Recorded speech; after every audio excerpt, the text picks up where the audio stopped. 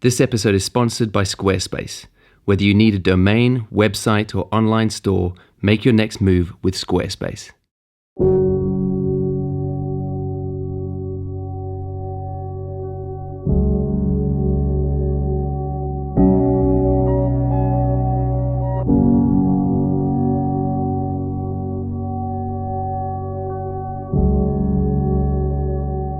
Back in the day, I did a degree in psychology. And one of the things that they drummed into us while I was studying is that if you want to be a good psychologist or a good therapist, you also have to be in regular therapy yourself. And I think that rule applies for photographers as well. As portrait photographers especially, I think it's really helpful if we go and have our portraits taken by another photographer. I actually said as much in a video I did a couple of years ago. And the reason for that is it gives us empathy. For me, the greatest portrait photographers are those who have a healthy awareness of their subject and their fears and their insecurities in the moment, and an understanding of how people work and think. Because if you're the kind of person who wants to capture authentic portraits of people, capture real moments of people, find their real humanity and capture that on the sensor, I think it's essential to have that kind of empathy for how someone is feeling and who they really are in the moment. I think subjects who leave the studios of great portrait photographers can often have an enlightening experience, that they're better able to see how the rest of the world really sees them, that they're able to shift some of those ideas they have about themselves that just aren't true, and in that whole mix they walk back into the world with their confidence level raised way up. And being that kind of photographer really comes down to less about the gear we use or the lighting we use, and more about how we work with people. And that's why going to another photographer and letting them take our picture, being on the other side of the lens, feeling the discomfort and understanding what it's like and how vulnerable it is to sit there is essential to being able to have the empathy to coach somebody else towards a great portrait. So today, I'm off to have my portrait taken.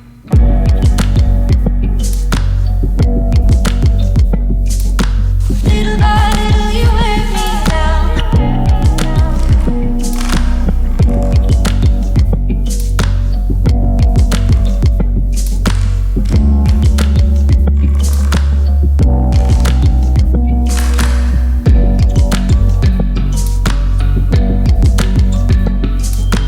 Little by little you wear me down.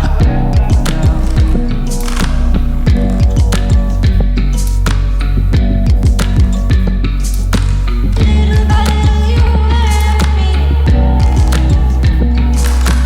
me. If I'm going to be honest, I feel nervous. I think because photography is the thing I do, it's difficult to let go of control on the one side because, usually I've got camera in hand, I'm choosing lighting and I'm in control. But if I'm going to another photographer, and I am, and it's someone I know who is great at what he does and I can trust him, but still kind of letting go of that control, putting it in someone else's hands, trusting they're going to do the best to treat you well in that situation and shoot you in a way that doesn't embarrass you, is kind of a giving up of control. And the other thing, and probably this is more what I feel nervous about, is I feel very self-conscious. I feel very aware of my flaws in particular, and they've been running through my mind while I've been sitting on the train. Specifically, obviously, like my face, I've always had bad skin. I mean, since I was a teenager, I was diagnosed with an excess of testosterone, and that just meant that I had to deal with bad skin my whole life. And even when my skin isn't that bad because I'm having a good month, it still means my skin is very scarred. And day to day, I don't even really think about that. It's not that important to me. I've come to terms with it and it's okay. But sitting in front of a good camera, a good sensor, a good lens under good lighting, and knowing that my face is going to fill a frame is making me feel very self-conscious. And I think I have to remember that that's how people feel when they come to my studio. When they walk in through the door, that's what they're thinking. Like every flaw they have are right on the front of their brain. It's highlighted, they're worried about it. And me being compassionate towards that and understanding, I think is going to help them feel better and help me get a better shot as they loosen up. I mean, to be honest, I was coming down here thinking, can I chicken out? Why am I actually doing this? It is a very uncomfortable thing. But I'm here now, so let's do it. So we're in the car on the way to the studio, and let me introduce you because he's the man of the moment. This is Tommy Reynolds. Hey everyone. Tommy has an amazing, well first of all let me show you, Tommy doesn't mess around. This is his boot. That's Tommy's gear in his boots, so he really isn't messing around. But we're really looking forward to this. You have to check Tommy's channel out. I'm going to put a link down below. Definitely take a look.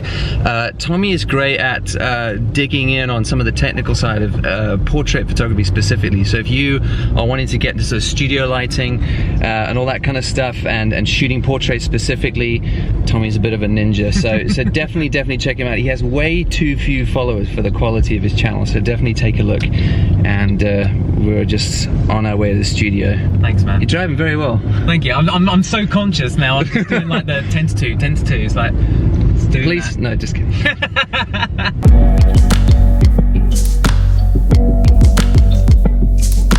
Little by little you wear me down.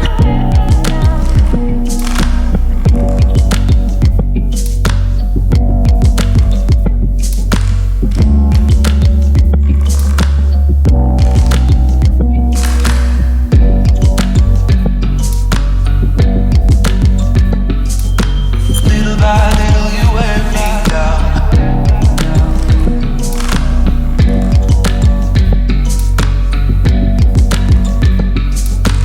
Little by little you wear me.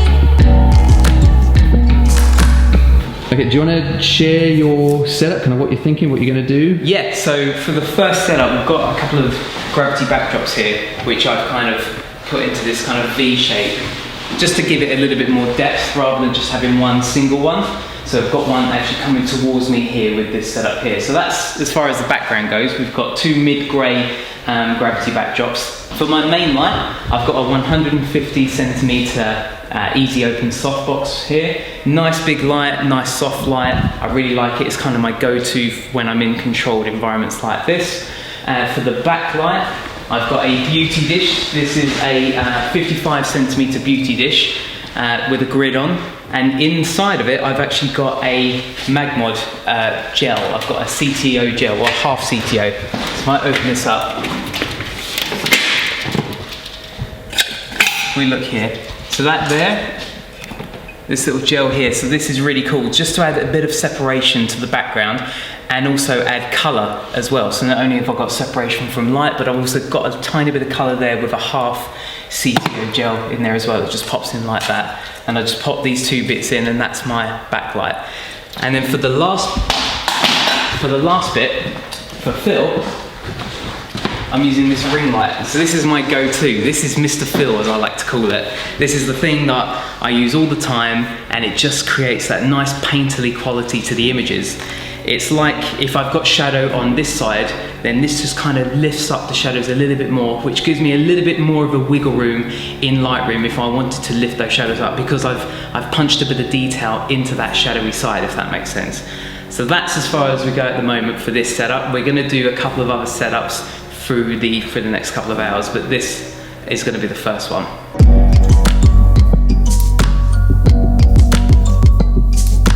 Little by little you wear me down.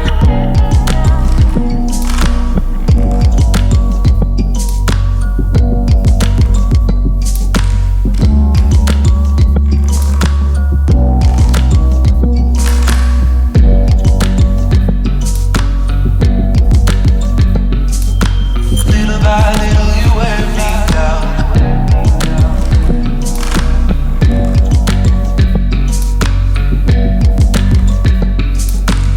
Little by little you wear me. Well, that was amazing and super uncomfortable. But like, it was so eye-opening being on the wrong side of the lens, like, because I just don't do it enough. And I have to say, like, you are a total pro. Like, and not, I mean, obviously you're a pro in lighting and the photography. I mean, looking at your channel and your work, it's obvious you know how to take photographs. But what really struck me was how you are very good at communicating, at making me feel marginally less uncomfortable. You're brilliant at timing stuff and moving things on and feeling when it's getting tiring for the person sitting there. Like, you obviously got a very, very good system. If empathy fits in with your photography, what role does it play? No, it definitely does. I think it's hugely important in terms of trying to get them to feel comfortable in front of you. For me, what I define with empathy is vulnerability.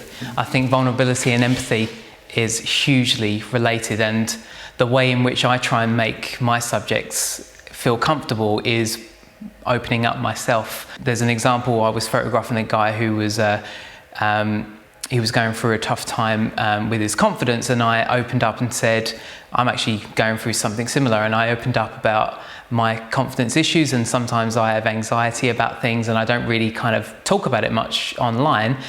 And I could see him just look relieved at the fact that he wasn't alone, and the fact that this person that was taking the photograph felt a similar way. And I felt like that's how I not only gain the respect of my clients, but also just in general. I think in general, as humans, if you open up and be a bit more vulnerable, I think, and showing, which helps them to relax and be willing for the shoot, I think. So vulnerability for me is the link to empathy for me. So I was saying before I came here that I'm quite aware of my skin, that like it's been scarred from bad skin over the years, and that's what was going through my head walking in the room, and it's not something I think of in the day-to-day. If you've got someone walking in who's got body image issues or doesn't feel they're attractive in some particular way, but they know they need a portrait, how do you kind of deal with somebody's very specific insecurities? It's a really good question.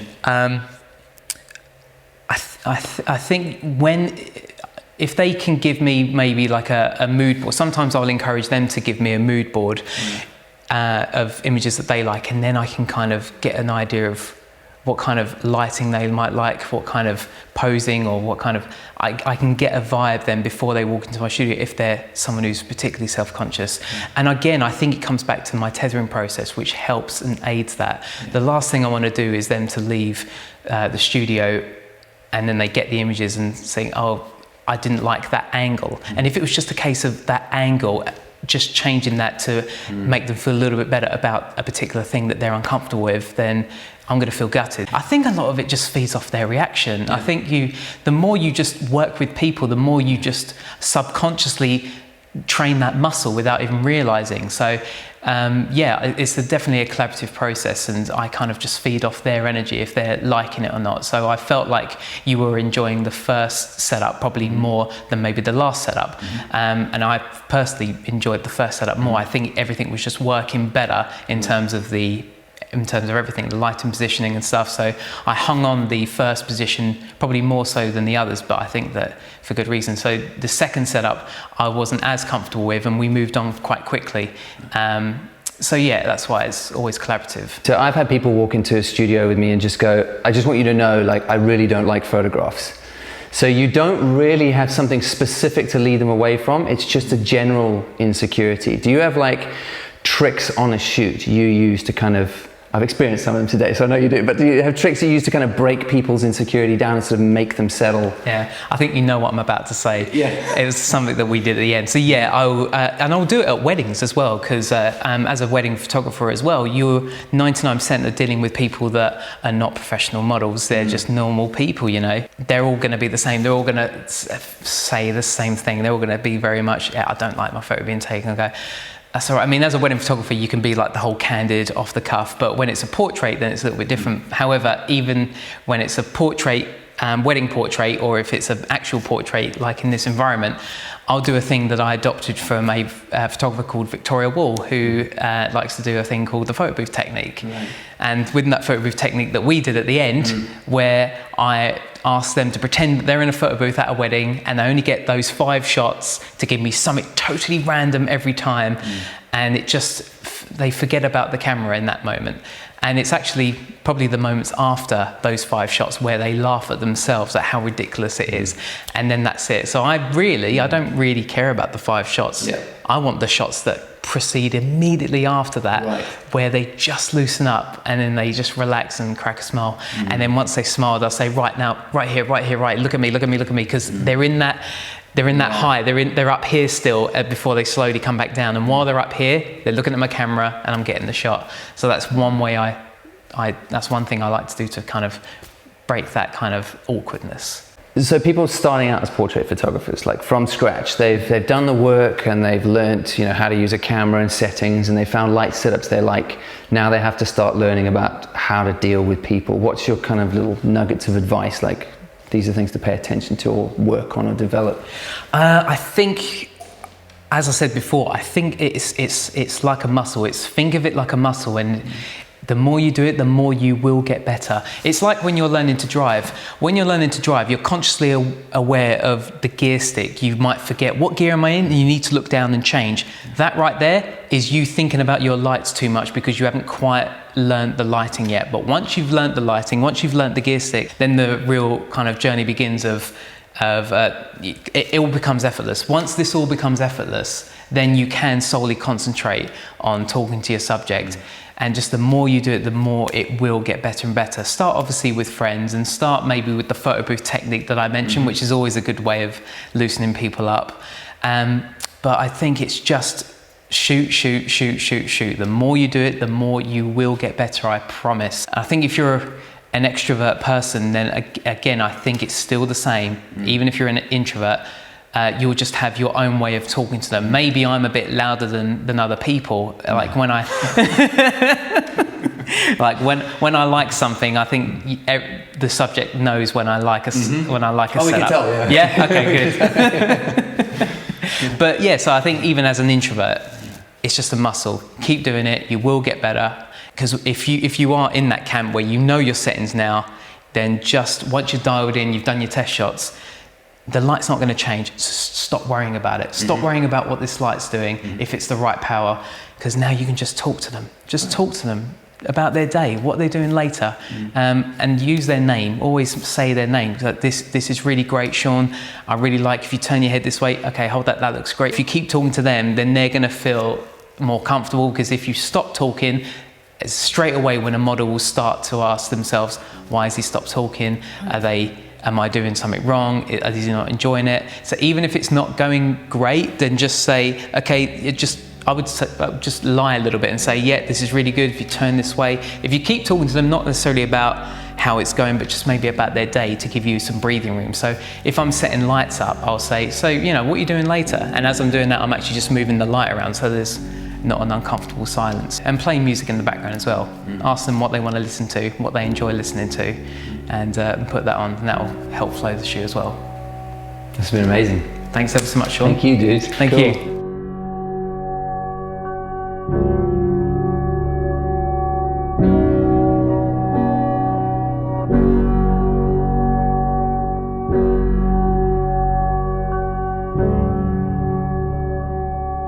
As uncomfortable an experience as that was, it was also a really good experience. It was such a pleasure to be in the room with a pro who's working with you. I mean, Tommy really knows his stuff. He knows his lighting, he knows his camera gear, he doesn't have to think about it, and he really just takes his time to focus on you as an individual, intuit where you're at and how to get you towards a good shot.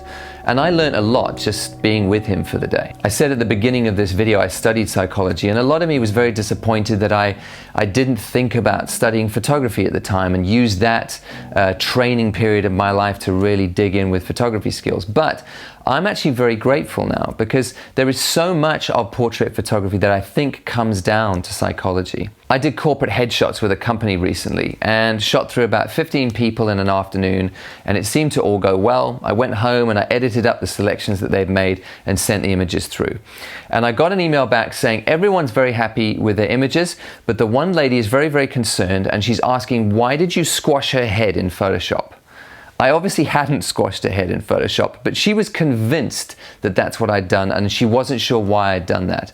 I sent her a video that shows my process and showed that I don't change shapes of face or anything like that, but she just wouldn't believe me. So I said, okay, I'm going to come back next time. Something's obviously gone wrong for you, and I haven't done anything different to your image than the rest, but let's take your image again and see how it goes. So I went back the next month to shoot a new round of headshots, and I included her in that round. I took the images home and I edited them up again and sent them through, and I got the email back saying everyone's very, very happy with this image, but this lady wants to talk to you again. And she said to me, I'm very, very upset. I don't understand why you're squashing my head in Photoshop. And I obviously wasn't doing it. So I got on the phone with her and I said, listen, This image is a good representation of what you look like. I understand that it's not what you think you look like, but this is who you are. And for my money, let me say, I think you look absolutely great. I'm not being kind to you. I'm telling you honestly, I think you look great. Other people in the office are saying they think it's a good image of you too. And I think you need to do some thinking about what you actually look like, because there's obviously some work to be done. And I'm not your psychologist, but I think it'd be a good thing to go and sit and talk to a therapist about it, because there's something to work through here that I promise you, if you deal with it, will make you feel much better about yourself day to day. I've had people question my photography skills in the room, saying, I don't like how I look in this image, you're shooting me wrong. I mean, I shoot everybody the same, I have a style, it's what I do. If you come to me, you can be pretty sure of what you're going to get. But especially in the era of cell phone images and selfies, where the trick is to hold the phone high so that you get a high angle, and that apparently makes you look better. To some people, I don't think it looks great, but a lot of people think that's the way that I look great. And that's how they've trained themselves to see themselves. So when you shoot them straight on under good lighting, it's a very uncomfortable situation for them. And as portrait photographers, you have to be aware they are not going to have the self-awareness to understand why they don't look the way they usually do, and they're going to blame your skills as a photographer. And don't take that personally. That's literally just them struggling with what they look like and maybe not having an accurate image of what they look like and who they really are. I'd also say that if you're going to get your portrait taken, and I'm talking to subjects now, it's important that you choose a photographer you can trust. So look through their portfolio, see the work that they do, and choose someone whose style you like. There's no point in going to a photographer and then trying to bully them into taking the shot you want the way you want it, because you might not really know what you're doing. You have to trust their skill and their competence and their kindness and their humanity in drawing the best image out of you they can. And then to portrait photographers, you have a great deal of power in the room. And it's very easy to get high on that power. I mean, we have a mysterious skill set that most people don't really know how it works. And we know we have the ability to make them look any way that we want to. But if we abuse that power, if we act like some kind of, hero, celebrity artist in the room, and we're not considering and concerned about our subject's feelings, we're just abusing the position that we have. For me, the best portrait photographers happily give up that power to collaborate. They want to sit with the subject, hear how they're feeling, hear what their insecurities are, and work with them around those insecurities, and help to draw out the best of their humanity and make them shine, so they can walk out the door of your studio on the day feeling much, much better about themselves. And that kind of work takes empathy. Thanks again to Squarespace for sponsoring this video. If you need a new website or a domain, they really are a brilliant option. They have a load of beautifully designed templates, and it's very, very easy to use as a website. But the thing that's really impressed me this year is their e-commerce functionality. So as you know, I have been selling books this year, and there are still a few available. And I've also just loaded up onto the website 10 prints. There are A2 limited edition and A3 open editions, and they are the 10 best selects from the book. And that's what I'll be doing every year from now on, as a book and 10 prints. Come the end of the year, they'll disappear and it'll be a new set again. I was very nervous about putting a store live and how it would work and would I be able to manage it on my own, but it was so simple. I designed and put the store together in an hour and a half, and the ordering system is so easy. I get orders through on the website itself. I get email notifications, and I have an app which is brilliant, where I can see the orders coming in. I can write addresses onto envelopes, take them down to the post office, and while I'm at the post office, I can hit fulfill on those orders, and all those people are sent emails letting them know that their parcel is on the way. So if you're looking for an e-commerce website, definitely check them out. They're a brilliant option. Start your free trial today at squarespace.com and go to squarespace.com/Sean Tucker to get 10% off your first purchase.